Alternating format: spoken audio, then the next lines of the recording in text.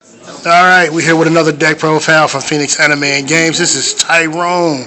He's going to go over his Qliporth build for you. You ready, T? Yep. Alright. So playing the best deck here, we have a triple scout, generic, the searcher, and he gets you everything in the deck. And we play your win condition, triple disc. We don't play 2 because he's also a pin scale of 1, which is sometimes needed, and you always want to see this card, so have to play that. We play triple carrier because he bounces everything. He's so good against everything, like you just compulse anything away. And you play double helix because sometimes you don't need to pop everything, and sometimes you're in a position where you have to pop your own scale, but that's another thing. And then he's a pin scale of 9, and that goes along with the whatever. And then you play shell because shell is good with skill drain, and he's another scale, and he gets to attack twice, so you can do stuff under duality with this card. We play 1 trampolinks because if you open it, then you kind of win. And that's a 15 monster. You also play the best deck. You play Senior Dante. It's not the best deck. What's it? Young Hoban. So we play double Hoban, just to get to your scalps and make the deck 38 cards. AKA upstarts. We play triple duality, just consistency, and triple summon art. Rossi said in his deck profile that he didn't like duality at more than 2, which is understandable because the deck is supposed to special summon, but a lot of times you can't OTK them with just disc and 2 attacks, so you do this instead, and then you just do massive damage to them, and that's it. 3 is equipped. You must max out on this card. So good. Makes it not destroyed by battle. Laser clip. I play 1 of the field spell. You can't get warnings. You get an additional summon, so you can do disc. You can go summon. You can do tribute for disc over your monster, and over carrier with the equip spell, bounce their monster. Special summon 2. Add disc to your hand, and then play this, or have this already on the field, and then summon the second disc in your hand that you added, and then tribute those 2. Special summon 2 more, and you get those effects as well. So this you can just OTK off of 2 disc, and this allows for you to not get Solemn Warning or selection. Main 2 deck Monarch Stormforth is so good in the mirror, like it literally can win you the mirror match. And other than that, then it's just good versus other decks like Shadows, which is almost an insta win. Can you explain to people who don't know, newer players who don't know what Stormforth is? Okay, what you do is you tribute.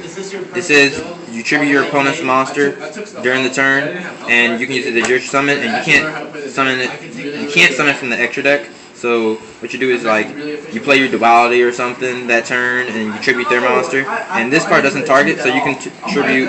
Like you can play this card at the beginning of your turn and wait until later in the turn to tribute their monster. And it's quick play, so you can if they try to, you can set this card as a bluff, and then if they try to get rid of it, then you can activate it and then tribute their monster if you have a card that says tribute something. So it's really good. Really, really good. Play 1 Book of Moon. This card is actually amazing. I'm so happy I switched to this. You flip their Burden and Abyss monsters face down, or you flip their XYZ or something face down, and now it's just they can't do anything with it, and they can't kill you, and it's just so good. It's like you can use it defensively or offensively. It just gets you there. Hashtag pro set book. Yep. Triple MST. You have to play this, especially if you play mirror match. Clifford, you have to kill all the scales, which is annoying. But yeah, gotta play MST and hit emptinesses and other continuous traps. Sometimes you have to blind when you're playing this deck versus Burn the Abyss and stuff, because you have to hit the Fire Lake so you can go off and not lose to that card. But that's some scenarios. I main deck when climate change. Sometimes I don't want to see it, but it gets you there. It lets you get back 3 pendulum monsters that are in your extra deck that have Klee in their name. So it's pretty good. And you have to be face up. So I assume that card's going to mean that we're going to get some XYZ or something from them. 1 Compulse, generic, bounce, whatever you want. It's pretty good.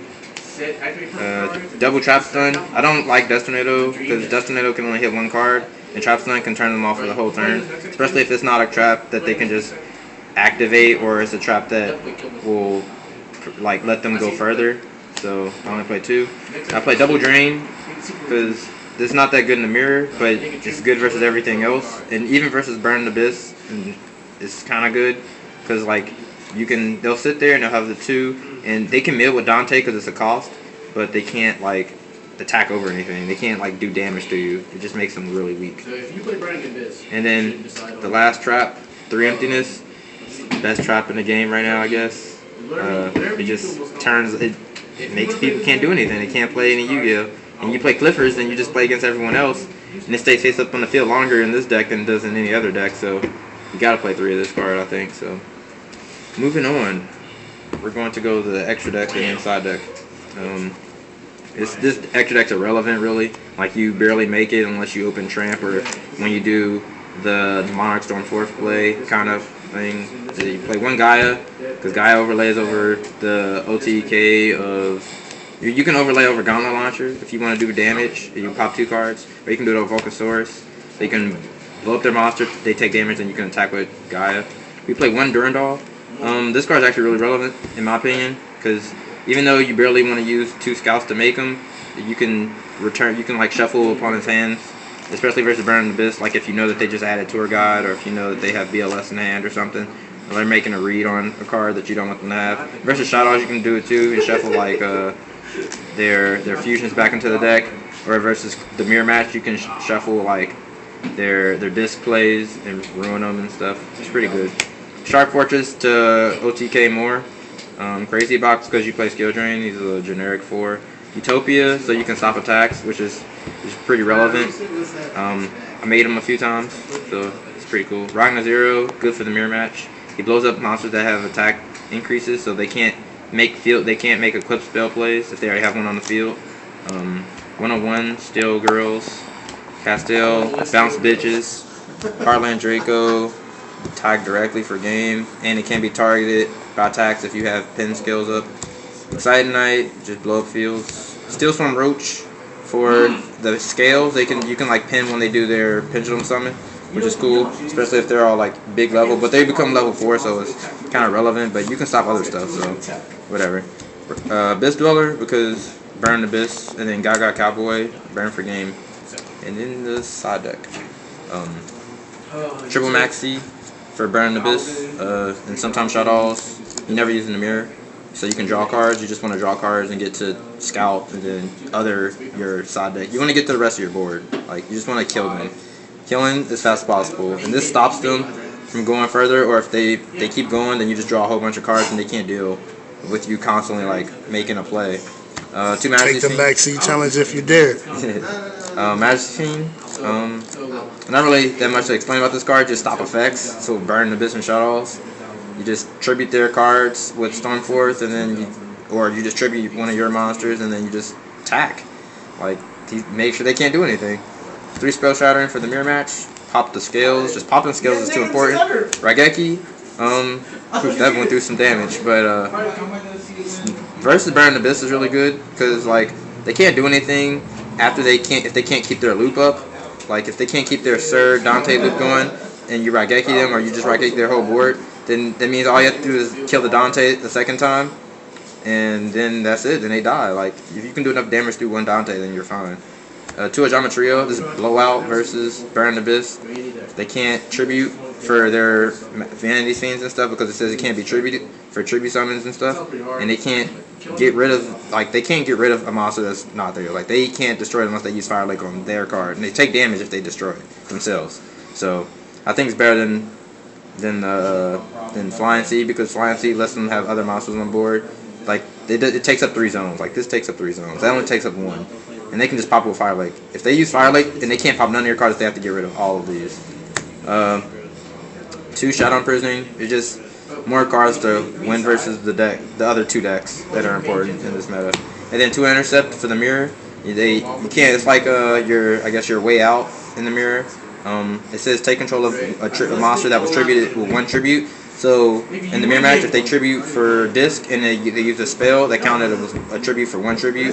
So you take the disc or you take the shell, or if they just tribute something for like Helix or Carrier over 1 monster, then you take it too. And if you take disc in the mirror match, they can't kill you that turn unless they play the field spell, or they have a whole bunch of pen skills and they have another monster they contribute summon that can get over 28 or 31.